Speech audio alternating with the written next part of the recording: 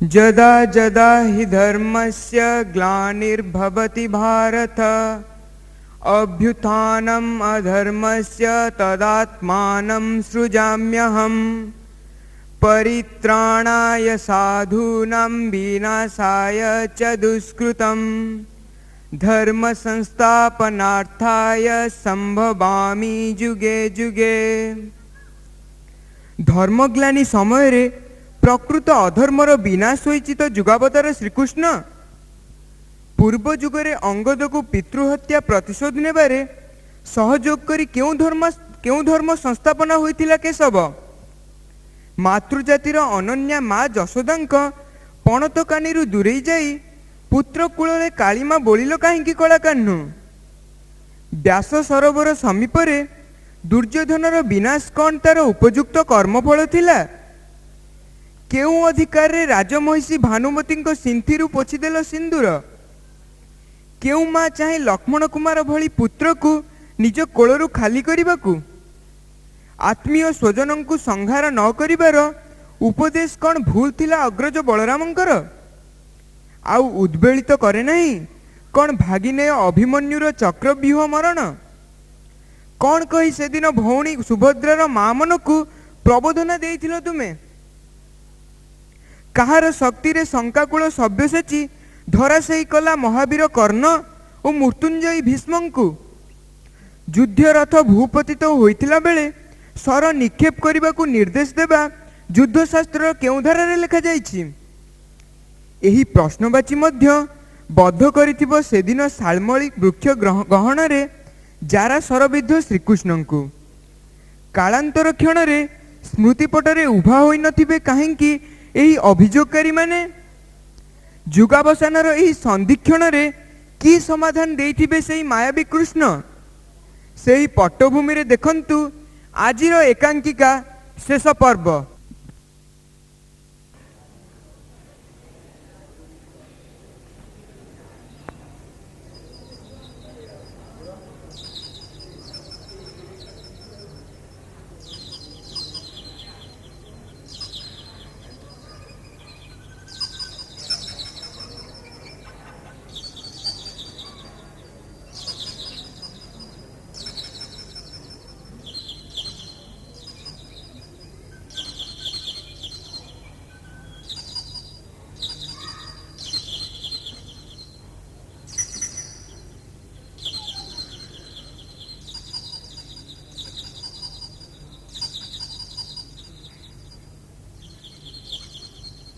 आउ अल्प समय मध्य सूर्य अस्तगामी हेबे।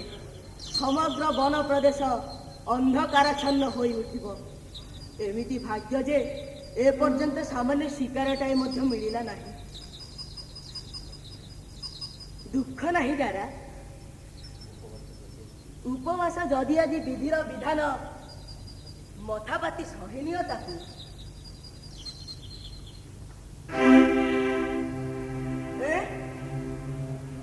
अद्भुत शिकार एते निकटरे से पुणी कृष्ण सार मृग अथच मु मो भाग्य को निंदा करुछि।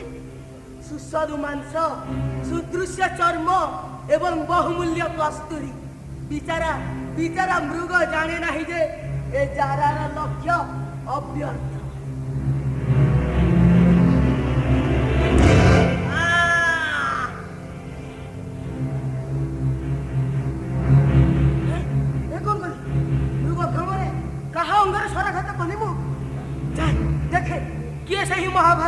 निजर सर्वनाश को निमंत्रण करी ए शालमली लतार गहन रे ए असमय रे विश्राम करुथिले काहेकि?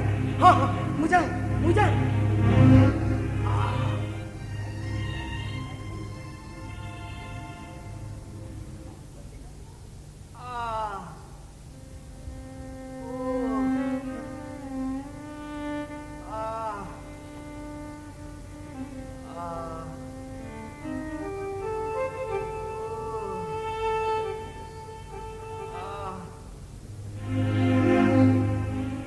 क्षमा करतु ना महाबा, दंड दिंतु, अभिशाप दिंतु, निज पादर शाणित तीर निष्कासन करी भेद करंतु मो पक्षरे।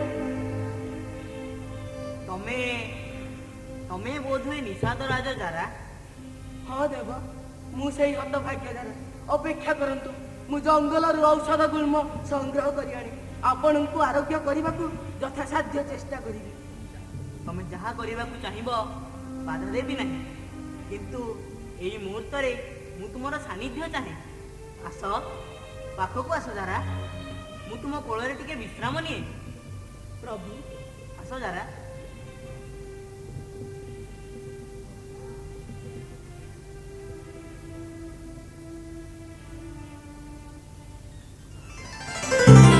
ଜାରା, ପ୍ରଭୁ, କେମିତି ଅନୁଭବ କରୁଛ?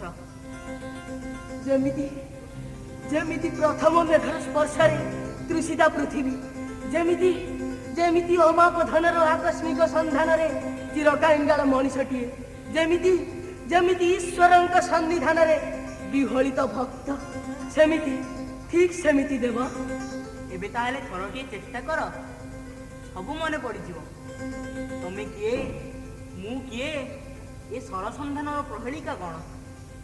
ହଁ, ମନେ ପଡ଼ୁଛି, ମନେ ପଡ଼ୁଛି। ବାଲି, ସୁଗ୍ରୀବ, ଲଙ୍କା, ରାବଣ। ପ୍ରଭୁ, ପ୍ରଭୁ, ମୁଁ କ'ଣ କଲି ଯାହାର ସାନ୍ନିଧ୍ୟ ପାଇଁ ଯୋଗୀ ଋଷିମାନେ ଜନ୍ମ ଜନ୍ମ ଧରି ତପସ୍ୟା କରିଥାନ୍ତି, ଆଜି ଆଜି ତାଙ୍କରି ଅଙ୍ଗରେ ଶରଣାଗତ କଲି ମୁଁ। ତମେ ଅଙ୍ଗଦ, ପ୍ରିୟ ଭକ୍ତ ମୋର। ତମେ ଚାହିଁଥିଲ ନା ପିତୃହନ୍ତାର ପ୍ରତିଶୋଧ ନେବା ପାଇଁ? ଗୋଟାଏ ଯୁଗ ତ ଗଲା, ଏବେ ଆଉ ଏକ ଯୁଗର ଅବସାନ ହେବାକୁ ଯାଉଛି। ଭକ୍ତର ଋଣଭାର ବହନ କରି ଆଉ କେତେ ଦିନ ବା ରହିପାରିଥାନ୍ତି କୁହ? ମୋତେ କ୍ଷମା କରନ୍ତୁ ପ୍ରଭୁ, ଆପଣ ସୁସ୍ଥ ହେଉଛନ୍ତି। ଆପଣ ଚାହିଁଲେ ସବୁ ଅସମ୍ଭବ ସମ୍ଭବ ହୋଇପାରିବ। ନହେଲେ ନହେଲେ ଆପଣଙ୍କ ସାଙ୍ଗରେ ଯିବା ପାଇଁ ମୋତେ ଅନୁମତି ଦିଅନ୍ତୁ। ଜାରା, ମୁଁ ତମ ପାଖରେ କୃତଜ୍ଞ ଜାରା, କାରଣ ତମେ ଯେ କେବଳ ମୋତେ ଋଣମୁକ୍ତ କରିଛ ତାହା ନୁହେଁ, ଗୋଟାଏ ନୂଆ ଯୁଗ ଗଢ଼ିବାରେ ତମେ ମୋତେ ସାହାଯ୍ୟ କରିଛ। ଏଥର କେବଳ ମୋର ଆଦେଶ ପାଳନ କର। କି ଆଦେଶ ପ୍ରଭୁ? ମୋର ଶେଷ ସମୟର ବାର୍ତ୍ତା ଅର୍ଜୁନଙ୍କୁ ଦିଅ ଏବଂ ତାଙ୍କୁ ଆସିବାକୁ କୁହ। କିନ୍ତୁ କିନ୍ତୁ ଏପରି ଅବସ୍ଥାରେ ଆପଣଙ୍କୁ ଛାଡ଼ିବାକୁ ଶିଖ ଜାରା। ମନେ ରଖ, ସୃଷ୍ଟିର ପ୍ରତ୍ୟେକଟି ମଣିଷ ସମ୍ପୂର୍ଣ୍ଣ ଏକାକୀ। ପ୍ରତ୍ୟେକ ସମ୍ପର୍କ ନିମିତ୍ତ ମାତ୍ର, କେବଳ କେତୋଟି ମୁହୂର୍ତ୍ତର ଘଟଣା। ପ୍ରଭୁ,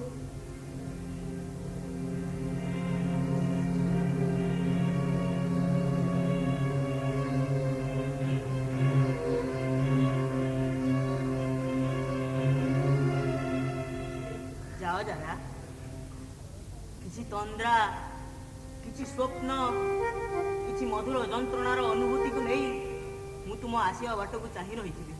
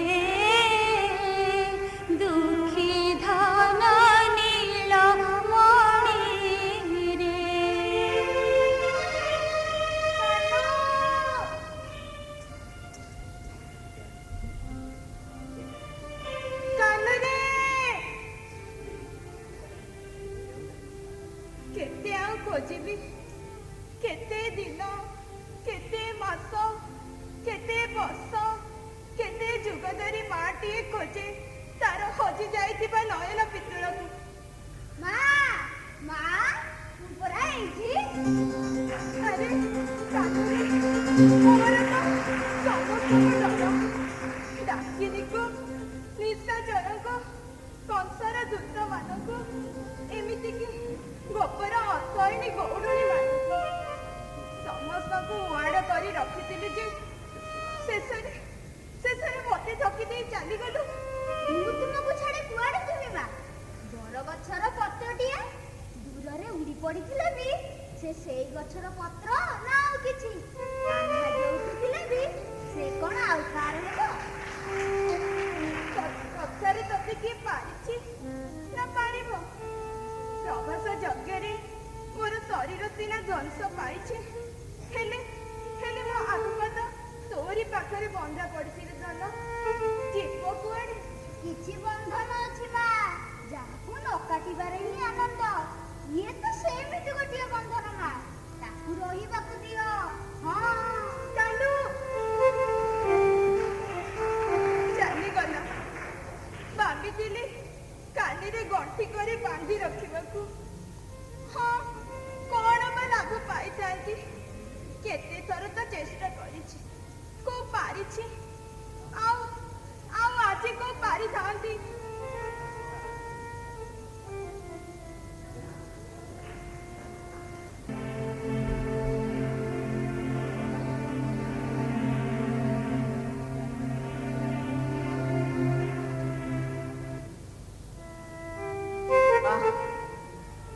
କେତେ ସୁଖ ଏଇ ସ୍ମୃତି ଚାରଣରେ ଆଉ ଟିକେ ଦୀର୍ଘସ୍ଥାୟୀ ହୋଇପାରିଥାନ୍ତା ଯଦି। କେଶବ, କେଶବ, କିଏ? କଣ ଚିହ୍ନି ପାରୁନାହ ନା ନ ଚିହ୍ନିବାର ଛଳନା କରୁଛ? ତଥାପି ମୁଁ କହି ରଖେ, ବ୍ୟାସ ସରୋବର ଉପକଣ୍ଠରେ ଅନ୍ୟାୟ ସଂଗ୍ରାମରେ ଯାହାକୁ ସଂହାର କରିଥିଲ, ପୁତ୍ର ଲକ୍ଷ୍ମଣ କୁମାର ତାର ନିର୍ଜୀବ ଶରୀର ନେଇ ଯାହାକୁ ରକ୍ତ ନଦୀ ଅତିକ୍ରମ କରାଇଥିଲା, ମୁଁ ସେଇ ଦୁର୍ଯ୍ୟୋଧନ। ମୁଁ କଣ ତୁମକୁ ଚିହ୍ନି ପାରିବି ନାହିଁ ଯେ ତମେ ନିଜର ଏତେ ପରିଚୟ ଦେଉଛ? ଯାହା ହେଉ ଚିହ୍ନି ପାରିଲ ତାହେଲେ। ଏଥର ପଚାରିବନି କାହିଁକି ମୁଁ ଆସିଛି? ମୋ ଉପରେ ତ ସମସ୍ତଙ୍କର ଅଭିଯୋଗ, ତମର ନିଶ୍ଚୟ କିଛି ଅଭିଯୋଗ ଅଛି। ତମକୁ ମାତ୍ର 2ଟି ପ୍ରଶ୍ନ ପଚାରି ଚାଲିଯିବି, ଉତ୍ତର ମିଳିବ ତ? ପଚାର, ହୁଏତ ମୋ ଉତ୍ତର ତୁମକୁ ସନ୍ତୁଷ୍ଟ କରିପାରେ। ମୋର ପ୍ରଥମ ପ୍ରଶ୍ନ, ଶକୁନି ଆଉ ଶ୍ରୀକୃଷ୍ଣ ଉଭୟଙ୍କ ମଧ୍ୟରେ ପାର୍ଥକ୍ୟ କଣ? ତମେ କହିବ କି ଦୁହିଁଙ୍କ ମଧ୍ୟରେ ସାମଞ୍ଜସ୍ୟ କଣ? ଉଭୟଙ୍କର ସାଧାରଣ ଧର୍ମ କପଟ, କିନ୍ତୁ ଉଭୟଙ୍କର ଉଦ୍ଦେଶ୍ୟ କଣ ସମାନ? ରାଜ ଦରବାରରେ ଚୌର୍ଯ୍ୟ ବୃତ୍ତି କରିଥିବା ବ୍ୟକ୍ତି ଯଦି କହେ ତାର ଉଦ୍ଦେଶ୍ୟ ଥିଲା କୁଟୁମ୍ବ ପ୍ରତିପୋଷଣ, ସେ ଦଣ୍ଡମୁକ୍ତ ହେବ କି? ଗୋଟିଏ ଯୁଗ ଅବସାନ କରିବାର ଗୁରୁ ଦାୟିତ୍ୱ ମୋର ଦୁର୍ଯ୍ୟୋଧନ। ସେଇଥିପାଇଁ ଯାହା କିଛି କରିଛି ସବୁ ଯୁକ୍ତିସିଦ୍ଧ। ମୋର ପ୍ରଥମ ପ୍ରଶ୍ନର ଉତ୍ତର ପାଇଗଲି, ଯଦିବା ମୁଁ ଏଥିରେ ସନ୍ତୁଷ୍ଟ ନୁହେଁ। ଦ୍ୱିତୀୟ ପ୍ରଶ୍ନ ପଚାରିବି? ପଚାର, ହୁଏତ ଏ ଉତ୍ତର ତୁମକୁ ସନ୍ତୁଷ୍ଟ କରିପାରେ। ତୋୟା ହୃଷିକେଶ ହୃଦି ସ୍ଥିତେନ ଯଥା ନିଯୁକ୍ତୋସ୍ମି ତଥା କରୋମି। ତୁମେ ହୃଷିକେଶ ହୃଦୟରେ ରହି ଯେମିତି କହୁଛ ତାହା କରଇ। ତେବେ ବନ୍ଧୁ ମୋର ହୃଦୟ ଦ୍ୱାରା କଣ ତମ ପାଇଁ ରୁଦ୍ଧ ଥିଲା? ମୋତେ କାହିଁକି ଭାତୃବୋଧ ଲାଞ୍ଛିତ କରିବାରୁ ମୁକ୍ତ କର ନାହିଁ? କାହିଁକି ମାନଗୋବିନ୍ଦ ନାମରେ କଳଙ୍କ ବୋଳିଦେଲ କେଶବ? କାହିଁକି ବୋଳିଦେଲ? କାହିଁକି? କିଏ କହିଲା କଳଙ୍କ ବୋଳିଦେଲି? ସେଇ କଳଙ୍କ ତ ମୋର ଦୁର୍ଯ୍ୟୋଧନ, ତମର ନୁହେଁ। ତମର କେବଳ ଗୋଟାଏ ତ୍ରୁଟି ଯେ ତମେ ତମର କର୍ମଫଳକୁ ମୋତେ ସମର୍ପଣ କରିନାହ। ହଁ, ଏ ଉତ୍ତରଟା ବୋଧହୁଏ ଅଧିକ ଯୁକ୍ତିଯୁକ୍ତ। ତେବେ ପ୍ରିୟ ବନ୍ଧୁ ମୋର ଗୋଟାଏ ଅନୁରୋଧ ରଖିବ। ତମେ ତ ଅବିନଶ୍ୱର, ଦୁର୍ଯ୍ୟୋଧନ ମାନଙ୍କୁ ନେଇ ତମେ ଅନ୍ୟ ଏକ ଗୀତା ରଚନା କର, ଆଉ ସେମାନଙ୍କର ପଥ ପ୍ରଦର୍ଶକ ହୁଅ କେଶବ। ଆଉ ମୁକ୍ତି ଦିଅ ମୋର ଏଇ ଅତୃପ୍ତ ଆତ୍ମାକୁ। ହଁ, ମୁକ୍ତି ଦିଅ।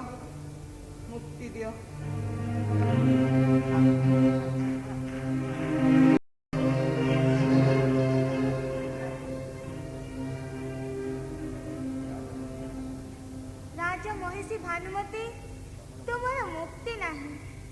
ଲଲାଟରୁ ସିନ୍ଦୁର ରେଖା ପୋଛିଥିବା ନାରୀ, ଆଖି ଆଗରେ ପୁତ୍ରର ମୃତ୍ୟୁ ଦେଖିଥିବା ଅଭାଗା ଜନନୀ, ଜଣେ ସାଧାରଣ ଦୁଃଖୀ ଠାରୁ କୌଣସି ଗୁଣରେ ଊଣା ନୁହେଁ।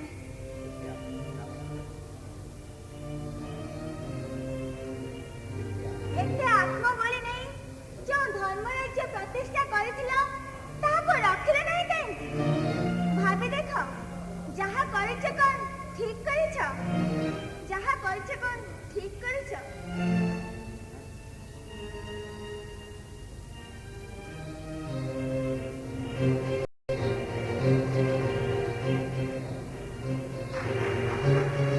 ଠିକ୍ ଆଉ ଭୁଲ ଦୁଇଟି ଶବ୍ଦ ମଧ୍ୟରୁ ତା ପାଖରେ କେବଳ ଗୋଟିଏ ଶବ୍ଦ ହିଁ ଅର୍ଥପୂର୍ଣ୍ଣ, ଆଉ ସେଇଠି ହେଉଛି ଠିକ୍।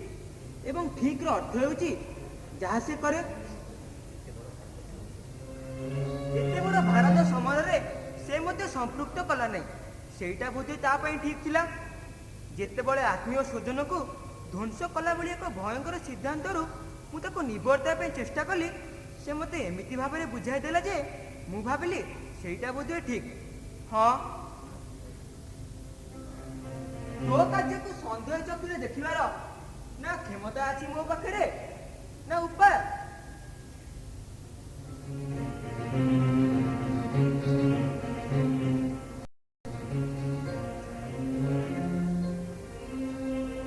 ପତି ମୋର ଦିଗ୍ବିଜୟୀ ବୀରଶ୍ରେଷ୍ଠ ଫାଲ୍ଗୁନୀ, ଯୁଗପୁରୁଷ ଶ୍ରୀକୃଷ୍ଣଙ୍କର ଭଗ୍ନୀ ମୁଁ। ତେଣୁ ମୁଁ କ'ଣ ନିଶ୍ଚିନ୍ତ ନଥିଲି? କେମିତି ବା ଜାଣିଥାନ୍ତି ମୋର ଏକମାତ୍ର ସନ୍ତାନ, ମୋର ନୟନ ପିତୃ ଅଭିମନ୍ୟୁ ଯୁଦ୍ଧକୁ ଗଲେ ଆଉ ଫେରିବ ନାହିଁ। ଜାଣିଥାନ୍ତି ଯଦି କ୍ଷତ୍ରିୟାଣୀର ଧର୍ମ ବରଂ ନଷ୍ଟ ହୋଇଥାନ୍ତା, ପୁତ୍ରକୁ ମୋର ଯୁଦ୍ଧ କ୍ଷେତ୍ରକୁ ପଠାଇ ନଥାନ୍ତି। କିନ୍ତୁ ଆଜି ଭାବୁଛି ଲାଭ କ'ଣ ହେଇଥାନ୍ତା ସେଥିରେ? ଆଜି ନିଜ ବଂଶ ଧ୍ୱଂସ କରିବାର ଯେଉଁ ସର୍ବନାଶୀ ନିଶାରେ ତମେ ଆସକ୍ତ, ସେଥିରେ ସେ କ'ଣ ସୁରକ୍ଷିତ ରହିଥାନ୍ତା? ବରଂ ଯୁଦ୍ଧ କ୍ଷେତ୍ରରେ ବୀରଗତି ପ୍ରାପ୍ତ ହେବା ତା ପାଇଁ ଶ୍ରେୟସ୍କର ଥିଲା। ହଁ, ତା ପାଇଁ ଶ୍ରେୟସ୍କର ଥିଲା।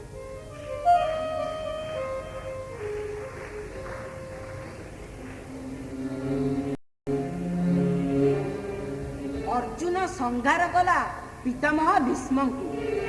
ମୃତ୍ୟୁ ଯାହାଙ୍କର ଇଚ୍ଛାର ଅଧୀନ, ଆଉ ଦାନବୀର କର୍ଣ୍ଣ ତାଙ୍କର ସମକକ୍ଷ ଯୋଦ୍ଧା ପୁଣି ସବ୍ୟସାଚୀ। ଏମିତିକି ସାମାନ୍ୟ ଜୟଦ୍ରଥକୁ ମାରିବାକୁ ଫାଲ୍ଗୁନୀ ସମର୍ଥ ଥିଲା କି? ମିଛ କଥା, ସବୁ ମିଛ କଥା। ଏବେ ଲାଳସେନର ତୀକ୍ଷ୍ଣ ଦୃଷ୍ଟିକୁ କେହି ଫାଙ୍କି ପାରିବେନି। ମୁଁ ଦେଖିଛି, ସବୁ ଦେଖିଛି। କିଛି କୁଆଡ଼େ ନାହିଁ, ଖାଲି ଗୋଟାଏ ଚକ୍ର ସବୁ କାଟି ଫିଙ୍ଗି ଦେଲା। ଅର୍ଜୁନ କେବଳ ନାମକୁ ମାତ୍ର। କିଏ ଜାଣେ ଏବେ ତା ଉପରେ ତୁମର ଶୁଭ ଦୃଷ୍ଟି ପଡ଼ିଛି କି ନାହିଁ? ଆଉ ଯଦି ପଡ଼ିଥାଏ ତେବେ ବିଚରା ଅର୍ଜୁନ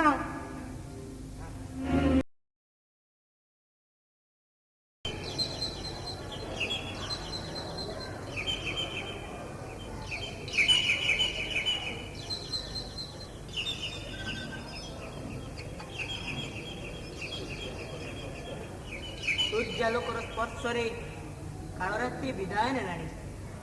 ମୁଁ ଚାରିପାଖର ଆତ୍ମାମାନଙ୍କର ଅବଶୋଷ ଅଭିଯୋଗକୁ ନେଇ କେତେକୁ ସହିପାରିବି?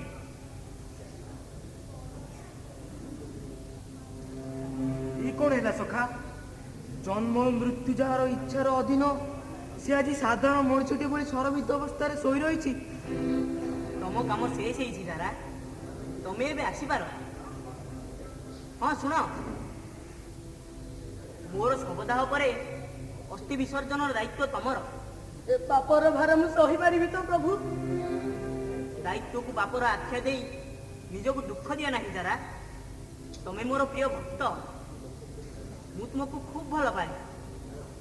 ତେଣୁ ମନେ ରଖ, ପରଜନ୍ମ ପାଇଁ ମଧ୍ୟ ତମେ ଦାୟିତ୍ୱ ମୁକ୍ତ ନୁହଁ। ପ୍ରଭୁ।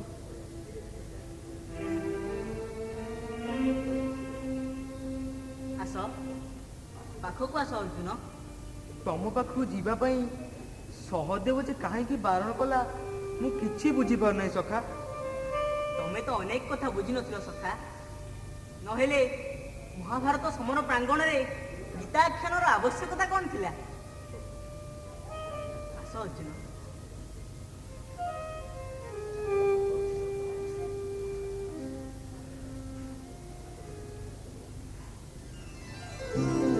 ଏଇ କି ଅନୁଭୂତି ସଖା। ସତେ ଯେମିତି ମୋର ଆତ୍ମା ଶରୀର ଛାଡ଼ି ପକ୍ଷୀଟିଏ ବେଳେ ଉଡ଼ିଯିବାକୁ ବସିଛି। ମତେ କ୍ଷମା କର ସଖା, ଏହା ବ୍ୟତୀତ ଅନ୍ୟ ଉପାୟ ନଥିଲା। ତମର ସବୁ କଥା ତ ପ୍ରହେଳିକା। କ'ଣ କହୁଛ ବୁଝିବି କେମିତି? ତମର ସମସ୍ତ ଶକ୍ତି ମୁଁ ହରଣ କରି ନେଇଛି ଅର୍ଜୁନ। ତମେ ଏବେ ଜଣେ ସାଧାରଣ ମଣିଷ। ମନ ଦେଇ ଶୁଣ, ଏବେ ଗୋଟିଏ ଯୁଗ ଅବସାନ ହେବାକୁ ଯାଉଛି। ଏହାର ପରବର୍ତ୍ତୀ ଯୁଗଟି ହେବ ବିଜ୍ଞାନର ଯୁଗ। ସେଠି ବ୍ୟକ୍ତି ବଳଶାଳୀ ରହିବ ନାହିଁ, ଜାତି ହେବ ଶକ୍ତିମାନ। ଏହି ଯୁଗର ଅବଧି ଦୀର୍ଘ ହେବ।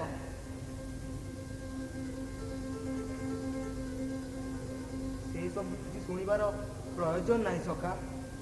ମୁଁ କେବଳ ତମ ପାଖରେ ରହିଥିବି, ଏତିକି ଅଭୟ ମୋତେ ଦିଅ, ଏତିକି ଅଭୟ ଦିଅ। ଆପାତତଃ ଏ ଜନ୍ମ ପାଇଁ ମୋତେ ବିଦାୟ ଦିଅ ସଖା। ଏ ପର୍ବର ଅବସାନ ହେବାକୁ ଦିଅ।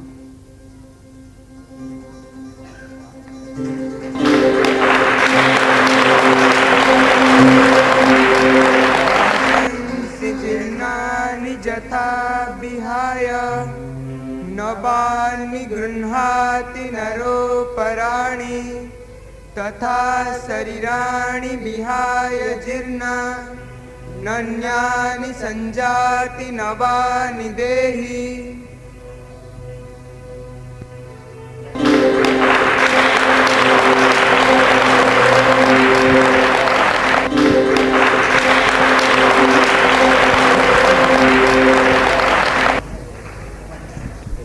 शेष पर्व एकांकिकारे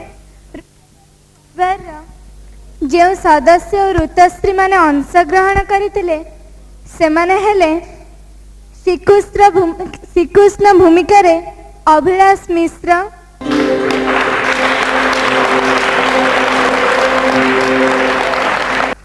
बलराम भूमिका रे विकास पटनायक,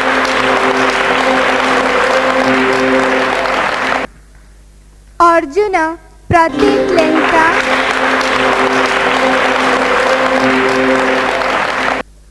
दुर्योधन शुभेन्दु मिश्र, जारा सबर विश्व प्रताप साहू, बेलालसेन प्रद्युम्न साहू, बालक कृष्ण अंकित कुमार महांती, जसोदा गुंजना नायक, भानुमती वर्षा प्रियदर्शिनी, सुभद्रा भाग्यश्री महांती एवं एही एकांकिकार रचना और निर्देशना दायित्व निर्वाह करथिले श्रीयुक्त अश्विनी कुमार महांती और सह निर्देशना गुरु तिमिर बरन दास।